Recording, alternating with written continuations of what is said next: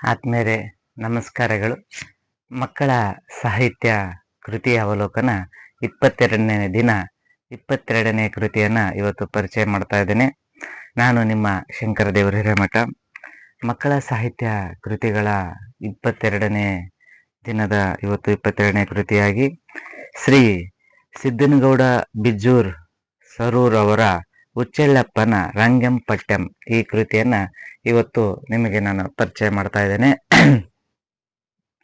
ಮಕ್ಕಳಿಗಾಗಿ ಬರೆಯುವುದು ಬಹಳ ಸುಲಭದ ಮಾತಲ್ಲ. ಹಾಗೆ ಮಗು ಮನಸ್ಸನ್ನು ಇಟ್ಕೊಂಡು ಮಕ್ಕಳ ಮನಸ್ಸಿಗೆ ಹತ್ತಿರ ಹೋಗುವಂತ ಕವಿತೆಗಳನ್ನ ಬರೆಯುವುದು ಬಹಳ ಸರಳವಾದ ಕೆಲಸವೇನೂ ಅಲ್ಲ. ಅಂತಹ ಒಂದು ಕಾಯಕದಲ್ಲಿ ನಿರತರವಾಗಿರುವಂತಹ ಶ್ರೀ ಸಿದ್ದನಗೌಡ ಬಿಜ್ಜೂರ್ ಸರೂರ್ ಅವರ ಉಚ್ಚೆಳ್ಳಪ್ಪನ್ ರಂಗಂ ಪಠ್ಯಂ ಅನ್ನುವಂತ ಈ ಕೃತಿ ಈಗಾಗಲೇ ಸಿದ್ದನಗೌಡ ಬಿಜ್ಜೂರ್ ಅವರು ಸೃಷ್ಟಿಯ ಚೆಲುವು ಎಲೆಮಣ ಅನ್ನುವಂತ ಪ್ರಕಟಿತ ಮಕ್ಕಳ ಕವನ ಸಂಕಲನವನ್ನು ಪ್ರಕಟಿಸಿದ್ದಾರೆ. ಇದು 3ನೇ ಮಕ್ಕಳ ಕವಿತಾ ಸಂಕಲನವಾಗಿದೆ. ಮುದ್ದೇಬೇಳ್ ಕ್ಷೇತ್ರ ಶಿಕ್ಷಣಾಧಿಕಾರಿಗಳ ಕಾರ್ಯಾಲಯದಲ್ಲಿ ಕ್ಷೇತ್ರ ಸಂಪನ್ಮೂಲ ವ್ಯಕ್ತಿಯಾಗಿ ಕಾರ್ಯನಿರ್ವಹಿಸುತ್ತಿರುವಂತ ಇವರು ರಚಿಸಿರುವಂತ ಉಚ್ಚೆಳ್ಳಪ್ಪನ್ ರಂಗಂ ಪಠ್ಯಂ ಅನ್ನುವಂತ ಮಕ್ಕಳ ಕವಿತೆಗಳ ಸಂಕಲನವನ್ನ ಲಿಂಗೈಕ ಬಸವಂತರಾಯ ಬಿಜ್ಜೂರ್ ಮಕ್ಕಳ ಸಾಹಿತ್ಯ ಪ್ರತಿಷ್ಠಾನ ಸರೂರ್ ಅವರು ಈ ಕೃತಿಯನ್ನು ಪ್ರಕಟಿಸಿದ್ದಾರೆ. 2022ರಲ್ಲಿ ಪ್ರಕಟವಾಗಿರುವಂತಹ ಈ ಕೃತಿ 60 ಪುಟಗಳನ್ನು ಹೊಂದಿದ್ದು 120 ರೂಪಾಯಿ ಬೆಲೆಯನ್ನ ಹೊಂದಿದೆ. ಮುಖಪುಟ ಹಾಗೂ ಒಳಪುಟ ವಿನ್ಯಾಸವನ್ನ ಸಂತೋಷ್ ಸಸಿತ್ಲು ಅವರು ಮಾಡಿದ್ದಾರೆ. ಹಾಗೆ ಈ ಕೃತಿಗೆ ಮುನ್ನುಡಿಯನ್ನ ಆನಂದ್ ಪಾಟೀಲ್ ಅವರು ಬೆನ್ನುಡಿಯನ್ನ ಶ್ರೀ ಚಂದ್ರಗೌಡ ಕುಲಕರ್ಣಿ ಸರ್ ಅವರು ಬೆನ್ನುಡಿಯನ್ನ ಬರೆದಿದ್ದಾರೆ. 30 ಕವಿತೆಗಳನ್ನು ಒಳಗೊಂಡಿರುವಂತ ಈ ಕವನ ಸಂಕಲನದಲ್ಲಿ 30 ಕವಿತೆಗಳನ್ನು ಒಳಗೊಂಡಿವೆ. ಈ ಕವಿತೆಗಳನ್ನ ಇದರಲ್ಲಿರುವಂತ ಸಂಕಲನದ ಕವಿತೆಗಳನ್ನು ಓದಿದಾಗ ಮಕ್ಕಳ ಕಲ್ಪನಾ ಲೋಕದಲ್ಲಿ ವಿಹರಿಸಿದಂತಹ ಭಾವ ನಮಗೆ ಬರುತ್ತದೆ. ಹಾಗೆ ಮಕ್ಕಳ ಮನಸ್ಸು ಕವಿತೆಯ ಲಯಕ್ಕೆ ತಾಳ ಹಾಕಿದಂತೆ ಇಲ್ಲಿರುವಂತಹ ಕವಿತೆಗಳು ರಚನೆಯಾಗಿರುವುದು ನಮ್ಮ ಗಮನಕ್ಕೆ ಓದುಗರ ಗಮನಕ್ಕೆ ಬರುತ್ತದೆ. ಹಾಗೆ ಮಕ್ಕಳ ಸಾಹಿತ್ಯದ ಜಗತ್ತಿನ ಹಂಬಲವನ್ನ ಕಾಣುವಂತ ಸಂದರ್ಭದಲ್ಲಿ ಮಕ್ಕಳ ಮನಸ್ಸಿನ ರೂಪಕ್ಕೆ ಪ್ರತಿರೂಪಕ್ಕೆ ತಕ್ಕಂತೆ ಕವಿತೆಗಳನ್ನು ಬರೆಸುವಲ್ಲಿ ಕವಿ ರಚಿಸಾಗಿದ್ದಾರೆ. ಹಾಗೆ ಪ್ರತಿಯೊಂದು ಕವಿತೆಗೂ ಆಕರ್ಷಕವಾದಂತಹ ಚಿತ್ರಗಳನ್ನ ಇದರೊಳಗ ಬಿಡಿಸಿದ್ದಾರೆ. ಸಂತೋಷ್ ಅವರು ಸುಂದರವಾದ ರೇಖಾಚಿತ್ರಗಳನ್ನ ಈ ಕವಿತಾ ಸಂಕಲನಕ್ಕೆ ಮಕ್ಕಳ ಕವಿತೆಗಳಿಗೆ ಬಿಡಿಸಿಕೊಟ್ಟಿದ್ದಾರೆ. ರೇಖಾಚಿತ್ರಗಳಷ್ಟೇ ಅಲ್ಲ, ಕವಿತೆಗಳು ಸಹ ಸುಂದರವಾಗಿ ಬಂದಿವೆ.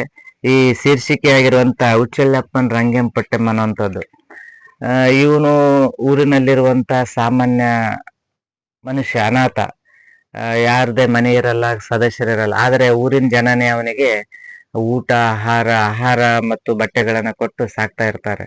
ಆಗಿನ ಸಂದರ್ಭದಲ್ಲಿ ಜನ ಅನಾಥರನ್ನ ಚೆನ್ನಾಗಿ ನೋಡಿಕೊಳ್ತಾ ಇದ್ದರು. ಆದ್ರೆ ಈಗಿನ ಕಾಲದಲ್ಲಿ ಜಗತ್ತಿನ ಸಮಾಜದ ಬದಲಾವಣೆ ಕಾರಣದಿಂದಾಗಿ ಇಂಥವರನ್ನ ನಾವು ಈಗ ವೃದ್ಧಾಶ್ರಮದಲ್ಲಿ ಅನಾಥಾಶ್ರಮದಲ್ಲಿ ಸೇರಿಸ್ತಾ ಇದ್ದೀವಿ. ಆದ್ರೆ ಆಗ ಅವನ್ನ ಹೇಗೆ ಜನ ನೋಡ್ಕೊಂತಿದ್ರು ಅನ್ನೋಂಥದ್ದು ಒಂದು ಕವಿತೆ.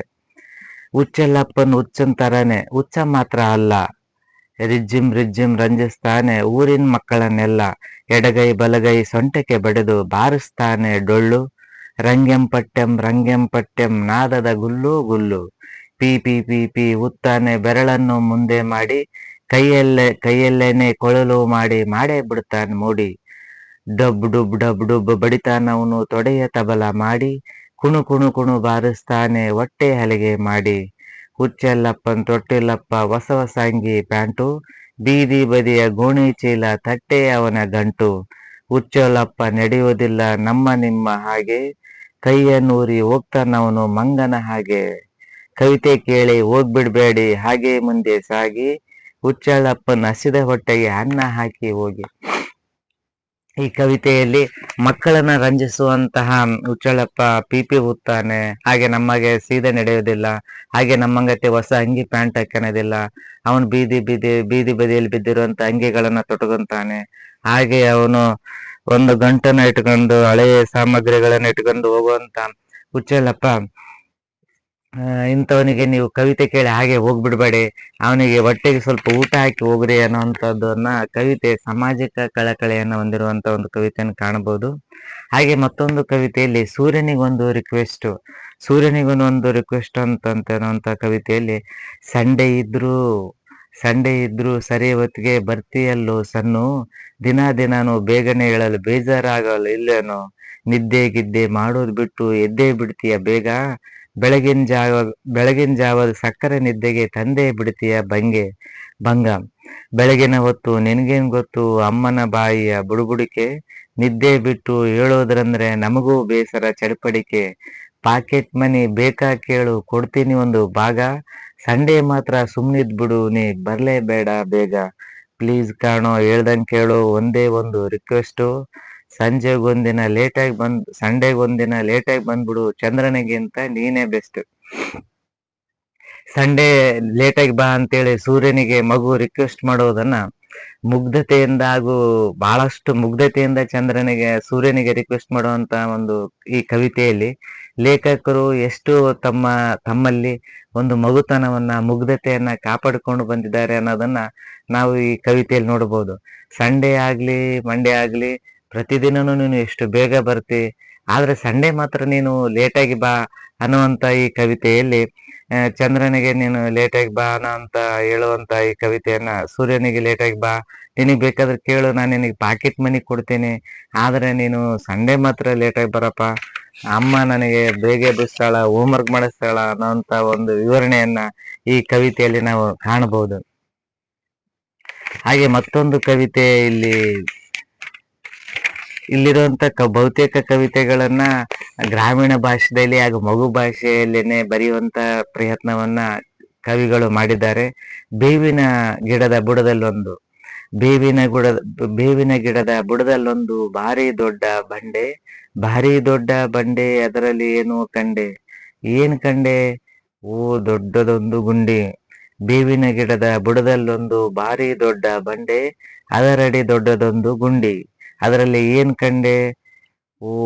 ಕಂಡೆ ಓ ಗುಂಡಿ ಒಳಗೊಂದು ಹಂಡೆ. ಈ ತರ ಕವಿತೆ ಬೆಳಕೊಂತ ಹೋಗುತ್ತೆ. ಅಂದ್ರೆ ಮಕ್ಕಳಲ್ಲಿ ಅಕ್ಷರ ಜ್ಞಾನ ಆಮೇಲೆ ಪದ ಸಂಪತ್ತು ಬೆಳೆಸುವಂತ ನಿಟ್ಟಿನಲ್ಲಿ, ಹಾಡಿನ ಮೂಲಕ ಪದ ಸಂಪತ್ತು ಬೆಳೆಸುವ ನಿಟ್ಟಿನಲ್ಲಿ ಈ ಕವಿತೆ ಸುಂದರವಾದ ವಿವರಣೆಯನ್ನು ಒಳಗೊಂಡಿದೆ. ಹಾಗೆ ಬೇವಿನ ಗಿಡದಲ್ಲಿ ದೊಡ್ಡದು ಬಂಡೆ ಕೆಳಗೆ ಒಂದು ಹಂಡೆ ಒಳಗೊಂದು ಆ ಗುಂಡಿ ಒಳಗೆ ಹಂಡೆ ಒಳಗೆ ಮುತ್ತು ರತ್ನ, ಹಾಗೆ ಹಂಡೆ ಒಳಗೆ ನಾನು ಮಾಂತ್ರಿಕ ಮಾಡಿರುವಂತ ಅಜ್ಜಿ ಕಂಡು ಸಿಕ್ತು, ಆ ಮಡಿಕೆ ಮದ್ದನ್ನ ನಾನು ಕುಡಿದೆ, ಮತ್ತೆ ನಾನು ಬಾಲ್ಯನ ಪಡೆಯುವುದು ಅಂತೇಳಿ ಬಾಲ್ಯದವನ್ನ ಪಡೆಯುವಂತ ಅಜ್ಜಿಯ ಕುರಿತಾಗಿ ಬರೆದಿರುವಂತ ಒಂದು ಕವಿತೆಯನ್ನ ಮಾಡ್ಬೋದು. ಹಾಗೆ ಯಾರ್ಯಾರು ಬರ್ತೀರಿ ಹೇಳಿ ಅನ್ನುವಂತ ಕವಿತೆಯಲ್ಲಿ ಚಂದ್ರಗೆ ಚಾಕ್ಲೇಟ್ ತಿನ್ನಿಸೋದಕ್ಕೆ, ಸೂರ್ಯಗೆ ಸಾರಿ ಹೇಳೋದಕ್ಕೆ, ತಾರೆಗೆ ತಾವರೆ ಮುಡಿಸೋದಕ್ಕೆ ಯಾರ್ಯಾರು ಬರ್ತೀರಿ, ಸಪ್ತ ಸಮುದ್ರ ದಾಟೋದಕ್ಕೆ, ಗೌರಿಶಂಕರ ಹತ್ತೋದಕ್ಕೆ, ಪಶ್ಚಿಮ ಘಟ್ಟ ಅಲೆಯೋದಕ್ಕೆ ಯಾರ್ಯಾರು ಬರ್ತೀರಿ ಹೇಳಿ, ಮೋಡದ ಮೇಲೆ ಆಡೋದಕ್ಕೆ, ಮಳೆಯನ್ನೆಲ್ಲ ಇಳೆಗೆ ಬರ್ಸೋಕೆ, ಹಸಿರು ತೋರ ಕಟ್ಟೋದಕ್ಕೆ ಯಾರ್ಯಾರು ಬರ್ತೀರಿ ಹೇಳಿ. ಈ ಕವಿತೆಯಲ್ಲಿ ಮಗು ತನ್ನ ಗೆಳೆಯರನ್ನೆಲ್ಲ ಕೇಳ್ತಾನೆ, ಯಾರ್ಯಾರು ಬರ್ತೀರಿ ಹೇಳ್ರಿ, ಚಂದ್ರಗೆ ಚಾಕ್ಲೇಟ್ ಕೊಡಮ್ಮ, ಸೂರ್ಯನಿಗೆ ಸಾರಿ ಕೇಳಮ್ಮ, ತಾರೆಗೆ ತಾವರೆ ಮುಡ್ಸೋಣ, ಯಾರ್ಯಾರು ಬರ್ತೀರಿ ಹೇಳಿ ಅಂತ ಪ್ರಾಸಪದದ ಜೊತೆಗೆ ಉಪಮೇಯಗಳ ಜೊತೆಗೇನೆ ಮಗುವಿಗೆ ಆಕಾಶಗಳ ಬಗ್ಗೆ, ಆಕಾಶದಲ್ಲಿ ಏನಿರುತ್ತೆ, ಹಾಗೆ ಸಪ್ತ ಸಮುದ್ರಗಳು, ಗೌರಿಶಂಕರ ಹತ್ತೋಣ, ಹಾಗೆ ಪಶ್ಚಿಮ ಘಟ್ಟನ ನಾವು ಸುತ್ತೋಣ, ಮೋಡದ ಮೇಲೆ ಆಡೋಕ್ ಹೋಗೋಣ ಅನ್ನೋಂಥ ವಿಷಯದ ಜೊತೆಗೆ ಹೇಳುವಂತ ಒಂದು ಪ್ರಯತ್ನ ಮಾಡಿದ್ದಾರೆ. ಹಾಗೆ ಇಲ್ಲಿನೂ ಸಹ ನೋಡಬಹುದು, ಪ್ರತಿಯೊಂದು ಕವಿತೆಗೂ ಸಹ ಸುಂದರವಾದ ರೇಖಾಚಿತ್ರ ವಿನ್ಯಾಸ ಇದೆ. ನಾವು ಕವಿತೆಯನ್ನು ಆಡೋದ್ರ ಜೊತೆಗೆ ಆ ಕವಿತೆಗೆ ತಕ್ಕಂತ ಸುಂದರವಾದ ಒಂದು ರೇಖಾಚಿತ್ರಗಳನ್ನ ನೋಡಿದಾಗ ನಮಗೆ ಬಹಳಷ್ಟು ಖುಷಿ ಆಗುತ್ತೆ. ಚಂದ್ರನಿಗೆ ಚಾಕ್ಲೇಟ್ ಕೊಡುವಂತ ಒಂದು ವಿಷಯ, ಹಾಗೆ ಸಾರಿ ಕೇಳಮ್ಮ, ತಾರೆಗಳಿಗೆ ಒಂದು ತಾವರೆ ಕೊಡೋಣ ಅಂತದ್ದು. ಹಾಗೆ ನಾಳೆ ದಿನ ಏಪ್ರಿಲ್ 10ನೇ ತಾರೀಕಿದೆ, ಶಾಲೆಗಳಿಗೆ ಕೊನೆಯ ದಿನ, ಶಾಲೆಗಳಿಗೆ ರಜೆ ಪ್ರಾರಂಭ ಆಗುತ್ತೆ. ಆ ವಿಷಯನ ಇಟ್ಕೊಂಡು ಸಹ ಕ್ಲಾಸ್ ರೂಮಿನ ಅಳು ಅನ್ನುವಂತ ಒಂದು ಕವಿತೆಯನ್ನ ನಾವು ನೋಡ್ಬೋದು.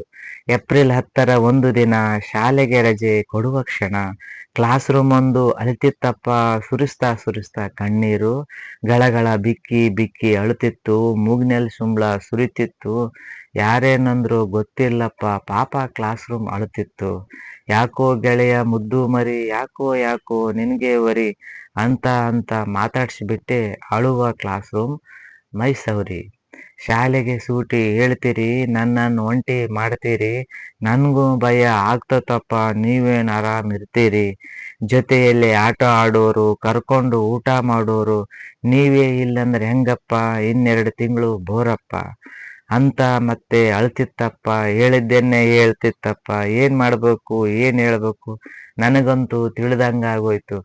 ಕ್ಲಾಸ್ ರೂಮಿನ ಅಳು ಅನ್ನುವಂತ ಈ ಸುಂದರವಾದ ಕವಿತೆಯಲ್ಲಿ ನಾಳೆ ದಿನ ಏಪ್ರಿಲ್ 10 ಶಾಲೆಗಳಿಗೆ ಕೊನೆಯ ದಿನ, ರಜೆ ಪ್ರಾರಂಭ ಆದಾಗ ಕ್ಲಾಸ್ ರೂಮ್ ಯಾವ ರೀತಿ ಆನ ಅಳುತ್ತಿರ್ತತೆ ಅನ್ನೋಂಥದ್ದು ಒಂದು ಮಗು ಮನಸ್ಸು ಆ ತಿಳ್ಕಂದ್ರೆ ಮಕ್ಕಳಿಗೇನು ಬಹಳ ಖುಷಿ. ಆದ್ರೆ ಕ್ಲಾಸ್ ರೂಮ್ ನಲ್ಲಿ ದಿನ ಅಲೆ ಮಕ್ಕಳ ಜೊತೆಗೆ ಇದ್ದಂತ ಕ್ಲಾಸ್ ರೂಮ್ ಏಕಾಏಕಿ ನಿಮಗೆಲ್ಲ ರಜೆ ಆಗಿ ನೀವೆಲ್ಲ ಹೋದಾಗ ನೀವೇನು ಆಟ ಆಡ್ಕೊಂತ ಆರಾಮ್ ಇರ್ತೀರಿ, ಆದ್ರೆ ನಾನು ಒಬ್ಬನೇ ಇರ್ಬೇಕು, ಇಲ್ಲಿ ಭಯ ಆಗುತ್ತಾ, ನನ್ನ ಯಾರು ಕರ್ಕೊಂಡು ಊಟ ಮಾಡಲ್ಲ, ಮಾತಾಡ್ಸಲ್ಲ ಅಂತೇಳಿ ಗಳಗಳ ಕಣ್ಣೀರ್ ಸುರಿಸ್ಕೊಂತ, ಶಿಂಬಳ ಸೋರಿಸ್ಕೊಂತ ಅಳುವಂತ ಕ್ಲಾಸ್ ರೂಮ್ ಅನ್ನ ಒಂದು ಕವಿತೆಯಲ್ಲಿ ತಂದಿಡುವಂತ ಪ್ರಯತ್ನವನ್ನ ಕವಿಗಳು ಮಾಡಿದ್ದಾರೆ. ಹಾಗೆ ಬೆಳಕಿನ ದೊರೆಯ ಪ್ರಲಾಪ, ಬೆಳಗ್ಗೆ ಬೆಳಕಿನ ದೊರೆಗೆ ಏಕೋ ಏನು ಕೋಪ, ಇದ್ದಕ್ಕಿದ್ದಂಗೆ ಮರಿಯಾಗ್ಬಿಟ್ಟ, ಯಾರೇನಂದ್ರು ಪಾಪ, ಮೂಢನಕ್ಕೇನ್ರೋ ಗೊತ್ತಾ ಸುದ್ದಿ, ಯಾರೇನಂದದ್ದು, ಪಡುವನ ಪ್ಯಾಟ್ರನ್ ನೊಯ್ನೋಗೊಲ್ಲು ಜಗಳ ಮಾಡಿದ್ದು, ಎಲ್ಲೋದ್ನು ಯಾರಿಗೊತ್ತು, ಯಾಪರಿ ಹುಡುಕಾಟ, ಬಾನಿಗರೆಲ್ಲ ಬಸವಳಿದ್ರು ದಿನಪ ಹುಚ್ಚಾಟ. ಒಂದಿನ ಸೂರ್ಯನಿಗೆ ಮೋಡ ಆದಾಗ ಸೂರ್ಯ ಕಾಣೆ ಆಗ್ಬಿಡ್ತಾನ. ಕಾಣೆ ಆದಾಗ ಏನಪ್ಪ ಸೂರ್ಯನಿಗೆ ಯಾರು ಏನಾರ ಅಂದ್ರೆ ಏನು, ಯಾಕ ಸೂರ್ಯ ಬೇಜಾರಾಗ್ಬಿಟ್ಟಾನ, ಇವತ್ತು ಸೂರ್ಯ ಕಾಣವಲ್ಲ, ಯಾಕೆ ಸಿಟ್ಟಾಗ್ಯಾನ, ಯಾರೇನಾರ ಅಂದ್ರೆ ಏನು ಅಂತೇಳಿ ಆಮೇಲೆ ಜಂಕ್ ಫುಡ್ ತಿನ್ನಕ್ಕೆ ಏನಾರು ಹೋಗ್ಯಾನೇನು, ಆಮೇಲೆ ಪಾನಿಪುರಿ ತಿನ್ನಕ್ ಹೋಗ್ಯಾನೇನು ಅಂತೇಳಿ ಬಿಸಿ ಬಿಸಿ ಸುದ್ದಿ ಅಂತ ದಿನಾನಿತ್ಯ ಮಕ್ಳು ಏನ್ ಮಾಡ್ತಾರ ತುಂಟಾಟ, ಆ ತುಂಟಾಟನ ಸೂರ್ಯನಿಗೆ ಹೋಲಿಸಿ ಸೂರ್ಯ ಏನ್ ಮಾಡಕ್ ಹೋಗ್ಯಾನೋ, ಎಲ್ಲಿ ಹೋಗ್ಯಾನ, ಯಾಕೆ ಹೋಗ್ಯಾನ ಅನ್ನೋಂಥದ್ದು. ಹಾಗೆ ಮಳೆ ಬರ್ತತೆ, ಮೋಡ ಆಗುವಂತ ಸಂದರ್ಭವನ್ನು ಸಹ ಇದರಲ್ಲಿ ಮಾಡಿದ್ದಾರೆ. ಆಮೇಲೆ ಯಲ್ಲಿ ಅಯ್ಯಯ್ಯೋ ಅಯ್ಯಯ್ಯೋ, ಆಚೆ ಮನೆ ಆಚಾರಿ ಈಚೆ ಮನೆಗೆ ಹೊಂಟೋದ, ಈರ್ಭದ್ರನ ಗುಡಿ ಮುಂದ ಉಡ ಒಂದು ಓಡೋಯ್ತು, ಊರು ಮಂದಿ ಎಲ್ಲಾರು ಋಷಿ ಮಾತು ಕೇಳಿದ್ರು, ಎಲ್ಲೆಲ್ಲಿ ಹುಡುಕಿದ್ರು ಏನಿ ಏರಿ ಕುಂತಾರ, ಐರಾವತ ನೋಡೋಕಂತ ಒಂಟಿಗಾಳಲ್ಲಿ ನಿಂತಾರ ಅನ್ನೋಂಥದ್ದು ವರ್ಣಮಾಲೆಗಳನ್ನ ಇಟ್ಕೊಂಡು ಬರೆದಿರುವಂತ ಈ ಒಂದು ಕವಿತೆನೂ ಸಹ ಈ ಕಥಾ ಸಂಕಲನದಲ್ಲಿ ಸುಂದರವಾಗಿದೆ. ಮಕ್ಕಳಿಗೆ ಇಷ್ಟವಾಗುವ ರೀತಿಯಲ್ಲಿ ಪ್ರಾಸಗಳನ್ನ ಹೊಂದಿದಂತೆ ಲಯಕ್ಕೆ ತಕ್ಕಂತೆ ಕವಿತೆಗಳನ್ನ ಬರೆಯುವಂಥದ್ರಲ್ಲಿ ಕವಿಗಳು ಯಶಸ್ವಿಯಾಗಿದ್ದಾರೆ.